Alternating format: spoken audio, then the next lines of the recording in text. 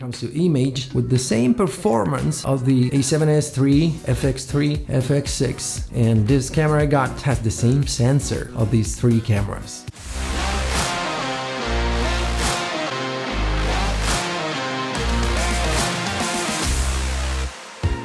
What's up guys, Frullani here and welcome back to a new video. Today it's about a new camera I got, but let me start from the beginning. For this channel I've always used Canon cameras, starting from the Canon M50 back in 2018, then the 90D, then the EOS R, then the R6, R7, R8. Then I've been using also the DJI Osmo Pocket 3 and action cameras, drones and other stuff. So it's not just about Canon. Let's say I use Canon cameras as long as they're functional for me, for my work and my YouTube channel. And when it comes to my YouTube channel, it doesn't have to be about one brand exclusively, not at all. It has to be about photos and movie making, especially on movies, cinematic videos, and not only. For work outside of YouTube, I had been using different cameras, such as the Sony A7 IV, A7S III, and others. And they're so much different from the Canon cameras I use for this channel. And eventually I decided to give it a go and start making content with some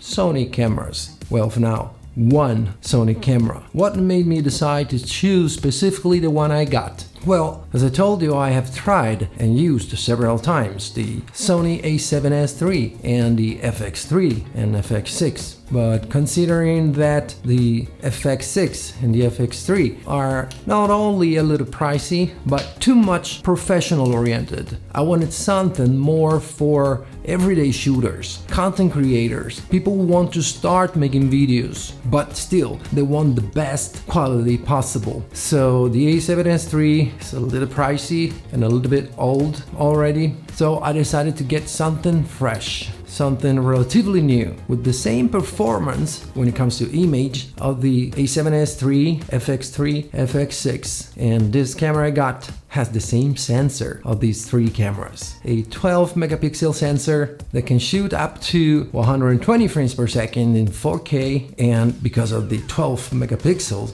it performs great in low light and has dual ISO, which is, I believe, 640 and 12,600. Huh, pretty awesome. Alright, so after doing a lot of thinking, I got it here right now, the Sony ZV-E1.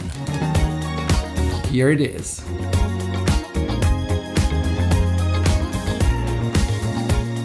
Let's open it up and let's see what's inside. The box is really basic and I wasn't expecting the box to be so, I don't know, nothing fancy. We open it up and what we find?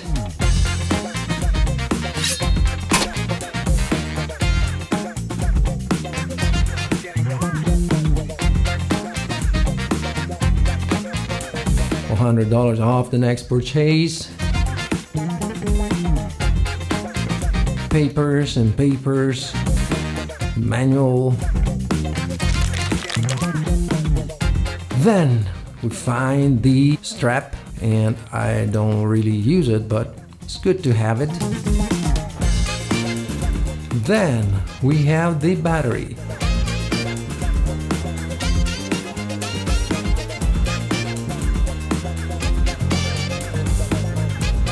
NP-FZ100.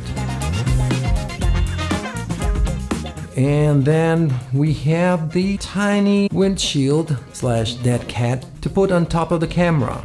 Its in-body microphone is supposed to be pretty good. I don't think I'm gonna use it. I'm gonna give it a try, but I don't know. Probably I'm gonna use the Rode Vita Micro as usual. And then here we have it. Right here, the camera, the Sony ZV-E1.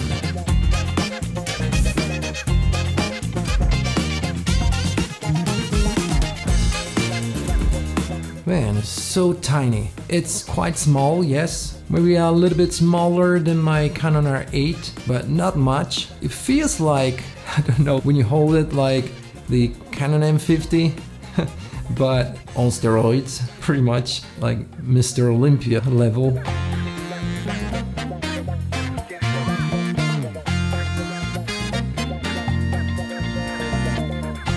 And here we have the flip screen. Awesome.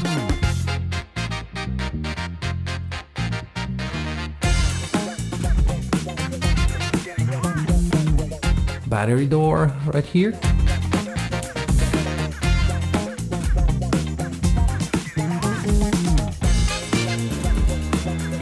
And all the other stuff, like to connect the microphone and USB Type-C, charge the battery, because this camera doesn't come with the charger. You have to either buy it separately or charge the battery directly from the camera, connecting the USB-C to a source of power. On the side we have also the SD card slot, only one. Maybe for some people this could be a deal breaker, not for me. Then we have the micro HDMI port and the point where to plug the headphone jack. And that's basically about it. Oh, let's put the dead cat on top of the microphone, on top of the camera.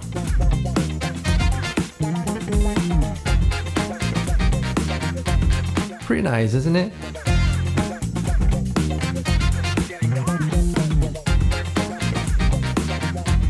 What concerns the SD card for this camera, considering it has the same sensor and performance of the A7S III, FX3, we should use more powerful SD cards, like the best compression, the best codecs, and 120 frames per second, 10-bit, 422. If we want to use that, we can't use V30 SD cards, but rather V90. So I got this one, supposed to work perfectly with this camera.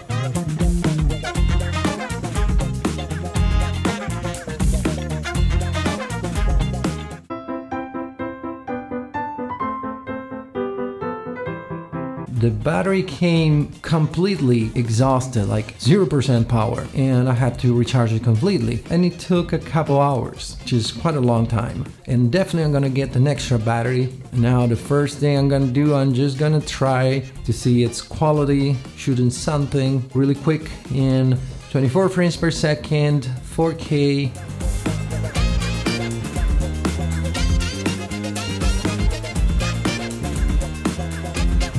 And I want to try Cinevlog, 24 frames per second, 4K, also that.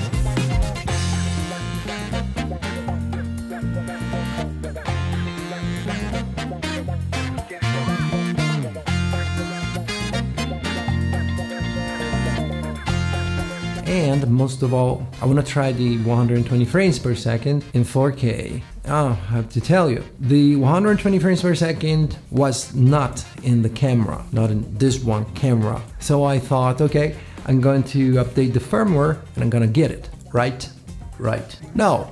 To my surprise, after updating the firmware, I'll publish a video about it, how to update the firmware of the ZV-E1. After doing it, I was looking for the option of 4K 120 frames per second and it wasn't there. So I've been digging and digging and digging in the menu and nothing. I looked it up, I made a search, and I found out it's not about firmware updates. It's about a license. So I found out that there is a license to download. You can download it only after inserting the serial number of your camera, because you can get the license only once for one camera, for your camera, and that's it. So I downloaded the license, I put it in an SD card, and I installed it in my camera, the ZV-E1, and now I have it 120 frames per second in 4K. Awesome.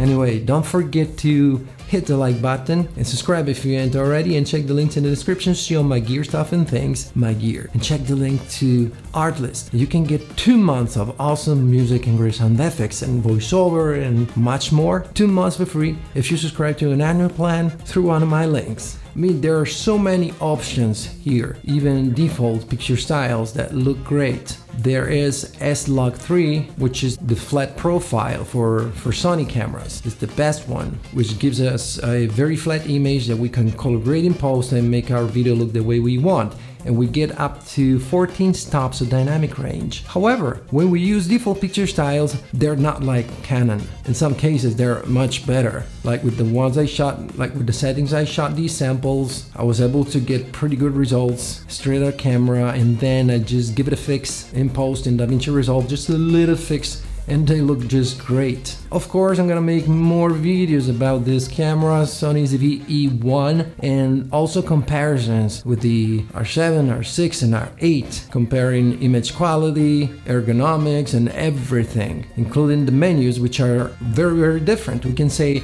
like Sony and Canon in terms of menu and options are like Apple and Android, or Mac and PC, something like that. Well, so far I love it, and well, I guess that's it for today, and I really hope you enjoyed this video, and if you did, smash the like button right now and subscribe if you aren't already, and I'll see you guys in the next video. Oh yeah!